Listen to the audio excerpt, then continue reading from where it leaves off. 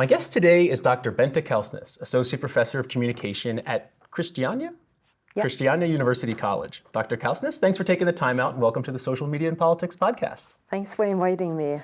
So why don't we start out and talking about your new book, Fake News, or Falsk Nyheter in Norwegian. And the book sets out to examine three questions. One is the difference between disinformation and fake news, why people share this content, and then how it can be fought. And I think what's interesting is all these questions are aimed towards technology and their effects on the digital public sphere. So I wanted to ask, can you describe your motivations for writing the book and why you place the digital aspect at the forefront of the discussion? Yeah, part of the reasoning why I wanted to write this book was that I did my PhD dissertation about the political use of social media. I was writing about the Norwegian election campaign in 2013, and I was doing interviews with politicians and journalists and doing a survey with citizens on how they use social media in the election campaign. And back then, this was not a big problem, but some of the things we've seen back later, we could also see that back in 2013. So. In 2012, 2013, 14, the role of technology in politics was fairly positive. And a lot of Norwegian politicians was inspired by Obama when it comes to the way of doing campaigns, the way of using data, doing more data-focused campaigns. And they was very aware of the ability to bypass journalists and talk directly to citizens and to frame the stories in their own way. So my motivation for writing this book was all the things happening in 2015, 2016, and particularly in the American election campaign, and how Donald Trump put this term on the agenda, literally. Yeah. It's interesting that we'll get back to the Norwegians and their campaigning in the 2013 election, but it's interesting that this positive aspect of social media kind of was borrowed from Obama, and then the negative aspect was also borrowed from Trump and Cambridge Analytica, which was mostly focused on the US. Yeah, but I think in general, from like the mid-90s and until like early 2014, 15, it was more or less positive. There's lots of opportunities when it comes to technology and politics. It can increase participation, mobilization. It can make society more democratic. Of course, there were concerns, particularly when it comes to privacy, and that was also very clear in the Obama campaigns when it comes to micro-targeting. But I think the whole negative aspects of technology in politics has increased tremendously since then. Yes, definitely. And I had this question later, but I'd like to ask it now, which is about the Norwegian context, which has a pretty high internet penetration, right? A lot of Norwegians are online. But they live it's a sort of very sparsely populated country, right? As I understand it, Norwegians live in more or less kind of towns or villages rather than cities. And so I'm wondering how social media played into that. Do you think that had an effect in terms of how politicians were looking at, let's say, connecting better with citizens because perhaps it's hard to get to them physically? No, actually not, because politics in Norway is very decentralized. You have lots of local party groups. So I would say politicians have close contact to citizens through the local community and not at least the local newspaper, because we also have very strong local newspaper tradition in Norway. But of course, social media is important in the sense to connect politicians and citizens. It's possible to have ongoing conversation. So of course, geography plays a role. But to get a really kind of dialogue between politicians and citizens, I think it's important also to have the physical meetings. Because that's also something we've seen in research, that it's really hard to create dialogue between politicians and citizens on social media. And in Norway, there's a strong local element for these parties, so they can kind of do that at these, the dispersed level. Yeah, yeah. Interesting. So going back to fake news, you have a lot of background as a journalist before you're an academic, and I want to pick apart that as we go along. But first, why do you think fake news has become such on the agenda recently? I mean, obviously Donald Trump's been using the term, but I mean, looking at online technologies and like the spread of rumors, for example, why do you think fake news has become such an issue within the past couple of years? Because it's become so easy to create a website, to fake a website, and to spread fake information that looks like news. We've had websites since the early 90s. So in that sense, it's been possible to do that for a long time. But we've seen that some people have decided to make website that looks like BBC or that looks like the Denver Post, and then they post something that is completely false, and people believe it. And we saw that in the American election, and of course we've seen it before. But there's been a clear increase, and we also seen that it's possible to earn money on it through Google ads, and it's easy to spread it to large amounts of people through social media, particularly Facebook. Yeah. So it's the technology has become not just for a few, but it's so easy to do these days. Yeah. With a bit of YouTube tutorial watching and stuff like that. Yeah. So what about the fake news and disinformation situation in Norway? Because Norway is kind of seen as this country that doesn't have many problems, but it does share a border with Russia in the north. So have there been any notable instances of fake news spreading in Norway, particularly from the Russians, for example, or any other types?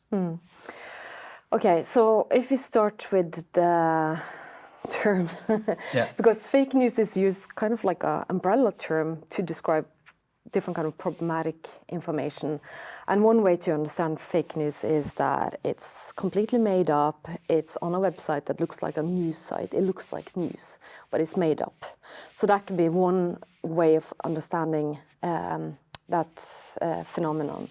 We don't see many of those cases in Norway, but what we see is when people are replying in surveys, when they are asked where do they see fake news, is typical social media, in particular Facebook. So that could be from Facebook pages or groups or made-up websites spread internationally. Of course, we do have some viral sites in Norway that is spreading problematic news or false or manipulated news.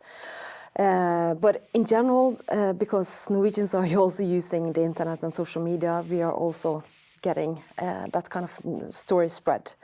When it comes to more propaganda or disinformation kind of stories, I think the situation is worse when it comes to Sweden and Finland. I think we've seen more cases of attempted influence attempts in our neighbor countries. But of course, this is something we have to be very aware of. And this year we have an election, we have a local election, and there's lots of effort in order to protect the election and to protect also, to avoid lots of false stories spreading. Why do you think it is that Norway doesn't have as much of these propaganda invasions, so to say, compared to Sweden or Finland? Because I would think that, Norway has a strong public service broadcaster, and it has a certain media system that doesn't have a very partisan press, but neither does Finland or Sweden. So those are kind of similar countries in their media system. So what do you think it is about Norway that makes them less a target for these disinformation attacks? Yeah, so it could be several reasons. It could be, of course, it's related to history. Finland as the closest neighbor to Russia. And Norway, compared to Sweden, we're a member of the NATO. Sweden is not a NATO member, but they've been discussing NATO membership, and there's been lots of Russian attempts to influence that discussion. Norway is not an EU member, so I think it has a lot to do with the political situation and the historical situation and what kind of international agreements we have. But at the same time, there's been some attempts, and it's also been public stories about this journalism based on how Russians tried to influence the Nobel Committee in, I think that was 2017. So we've seen stories like that in Norway as well. Interesting. So I saw there's a section in your book entitled "How Norwegian Politicians Have Used the Term Fake News," and we've heard a lot about that. In cases like the Philippines and Brazil, where politicians tend to emulate Donald Trump, who's popularized the term. So I'm curious to hear what's the situation. Have Norwegian politicians been picking up on that trend? Yeah, because I was looking at how has Norwegian media covered the term fake news, and in what sense has politicians used it. And often they've been using it as a term to say that something is wrong. What you're saying is fake news, or what you're saying is it doesn't make sense, or something like that. Or they could use it to accuse a political opponent for producing fake arguments or fake facts. Or they could accuse the local media for producing fake news if they don't agree with the framing or the content.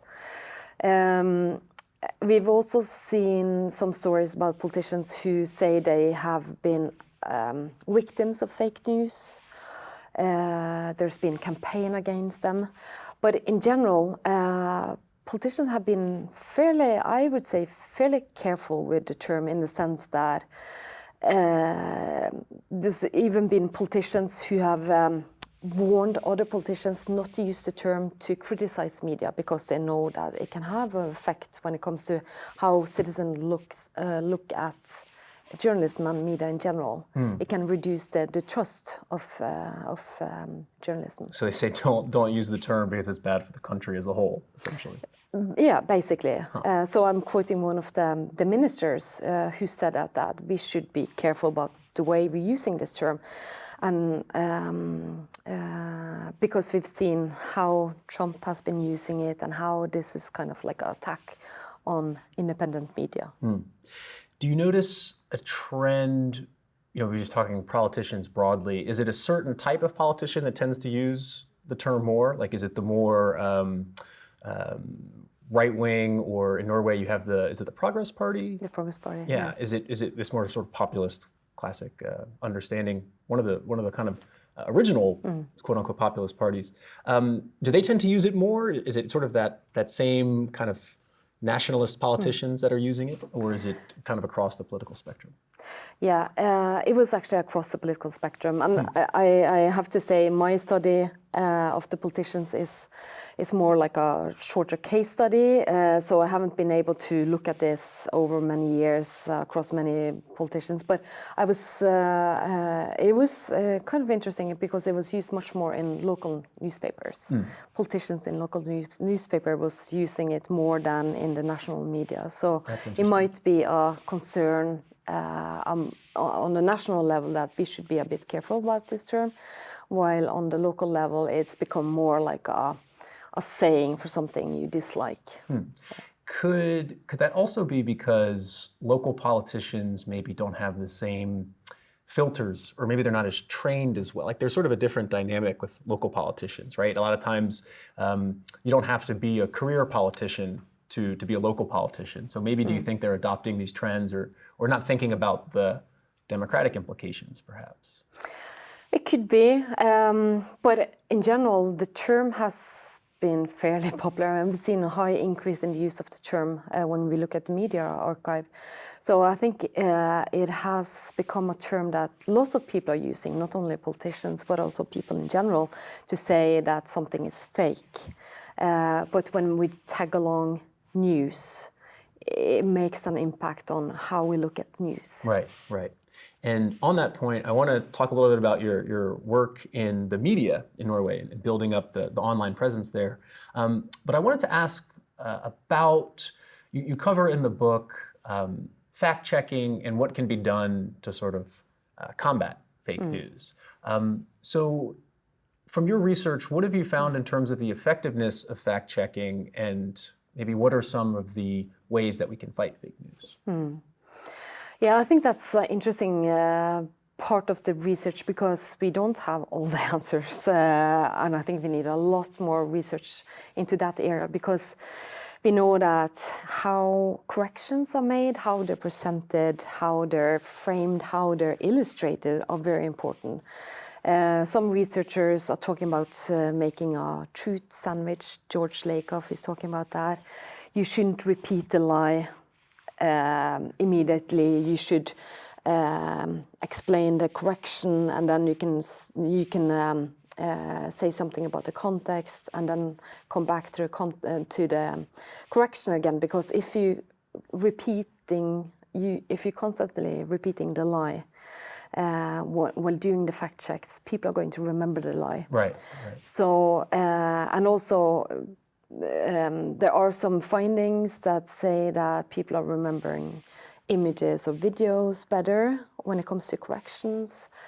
But in general, I think we need much more research, because if people are not trusting the fact checkers, it doesn't matter. So we need to figure out what works when it comes to correct manipulated information, and when it comes to fact resistance among citizens. Why are some people resisting listening to facts and established knowledge? Right. Even when they're presented with the corrected information, they believe the lie anyways. Yeah. Huh. So let's talk a bit about your work in the journalism sector, where you worked with one of Norway's largest tabloids, Dagbladet, and you helped launch their blog. And I'm curious to hear about this community platform called Blink, which is interesting.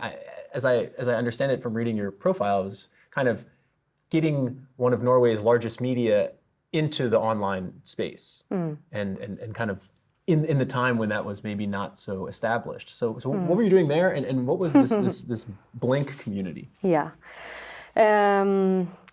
So to start a little bit before that, in 2002, I finished my master thesis at Georgetown University in Washington, D.C., and I was doing research on interactivity, and we were doing courses on online communities. So that was a huge thing back in the late 90s and early 2000s, and that was also something that was appearing in Norway in the early 2000s, online communities. You probably remember Second Life. That was a big one. MySpace. Yeah, MySpace was my intro into the social media world, for Friendster, better for worse. Classmates. And we had several of those smaller online communities in Norway. And when I started working at Dagbladet, they had already created this online community called Blink. So it was very much text-based community, where you had profiles, and people could look at your profile, and you can see who had looked at your profile, and you can write to each other. So but was it within the context of the news? No, so it's kind of like a separate place, but it was linked through the news site. So from the news site, you could go to the online community, Blink. And back in those days, and that was 2004, almost every kid in Norway had a profile on this community.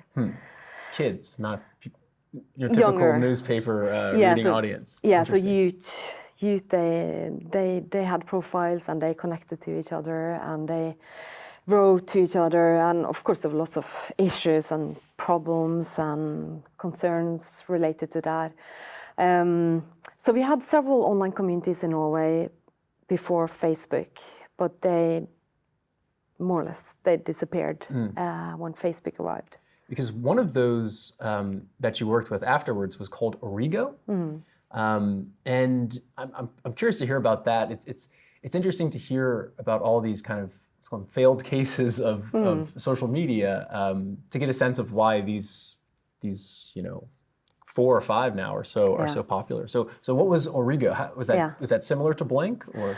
In a way, because it was also connected to newspapers. So Blink was connected to Dagbladet, which is one of the largest tabloids in Norway, and Origo was partly owned by a group called A-pressen, which today is called A-media, which owns lots of local newspapers in Norway, 70 or something like that.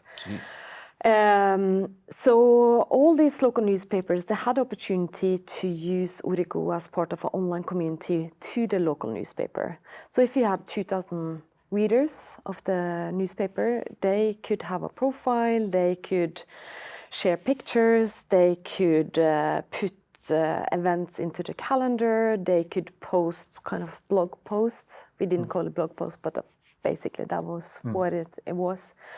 They could contribute as citizen journalists to the local newspaper. So it was a digital space for local communities, very much closely connected to the newspaper, but you didn't have to integrate that much. You decided yourself as a user. And who is building these platforms? I mean, was there a software development team and all these coders?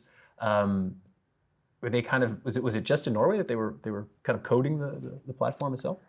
Yeah, so I was working for the tech company who developed the platform, and that was called Bengler. So this was a group of programmers who are still working and developing lots of cool stuff, digital stuff. So this was basically focused on Norway. We had some conversations with media companies in Germany, in Sweden, but this was very much a Norwegian project.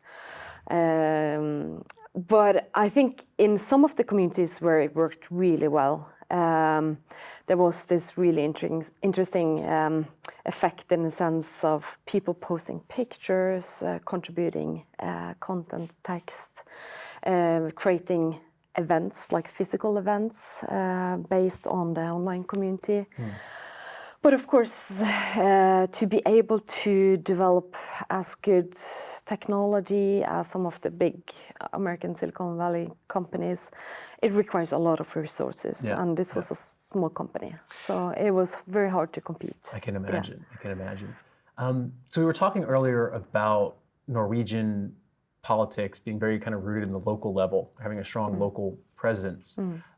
So as you're saying that Origo had some communities at the local level that were very active in using the site. Did you see any politicians sort of getting in there, getting involved and trying to campaign? Absolutely, yeah. Lots of politicians had their local profiles, and parties also had presence there. So the idea was to connect with the local community through this site. So this was. I mean, I started working there, 2009, but this was created in 2006, and Facebook became popular in Norway 2007. So, but still in 2007, 2008, Origo was a fairly important place for politicians, or it was a useful place for them to have a profile. But eventually, everyone they moved over to Facebook, and they started a profile and eventually a page. Yeah. So now that Origo is gone, and I'm curious. So it's not that Facebook came around and politicians just jumped on it. They had some experience in online organizing before. Yeah. So why do you think that they went over to Facebook? Do you think it's because they saw Obama use it, or do you think that perhaps the platform was just easier to use, or something along those lines? Lots of reasons. Of course, Facebook became massively popular, so everyone started using that. So it was important to be at a place where everyone else were active. So that was one reason. The migration, that was very clear. And then, of course, functionality, the kind of tools, the interface on Facebook, that was very tempting and affordable for the politicians. And it was possible to connect Facebook with other interfaces or other apps. So it was part of a larger ecosystem. And it's also the whole bandwagon effect. You want to jump on the latest shiny thing. So for a while, politicians in Norway, they had profiles everywhere, but now we see that they have a much more focused social media presence.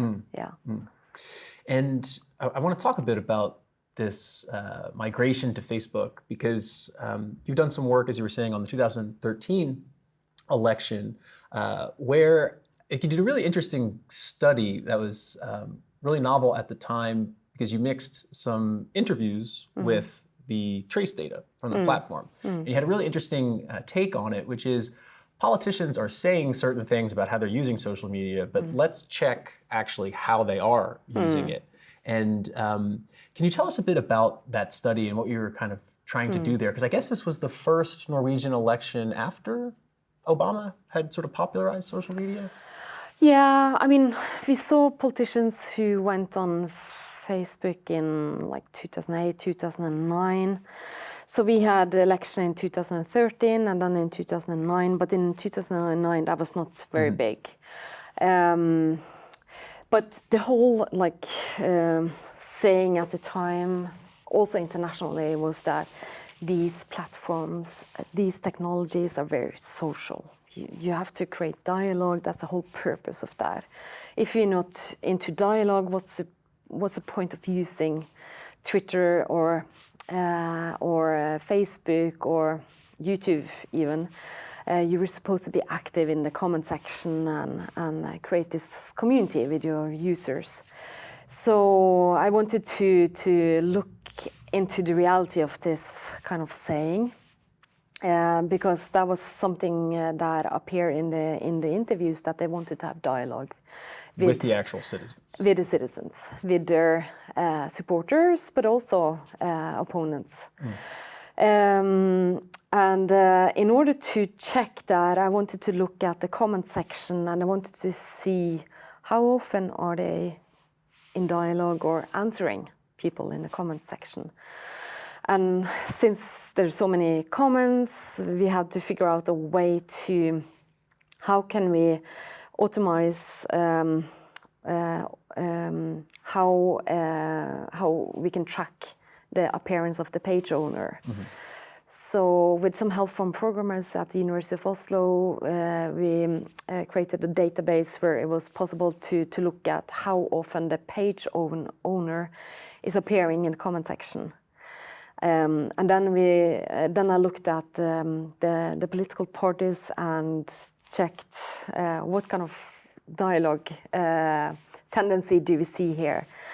And particularly when it came to the Labour Party, and at the time the Norwegian Prime Minister Jens Stoltenberg, he was answering once during the election campaign. And then another finding was that the Progress Party, the populist right-wing party, they were fairly active in the comment section, answering people. So it seemed like they were following up on the strategy they had when it comes to being in dialogue, or at least answering people in the comment section in a different way compared to the Labour Party back then. Yeah, because it's you outline these three through the interviews, which were done before the election, to kind of figure out what their strategies were going into it, you found these 3 positive aspects that they talked about. One was this dialogue with citizens.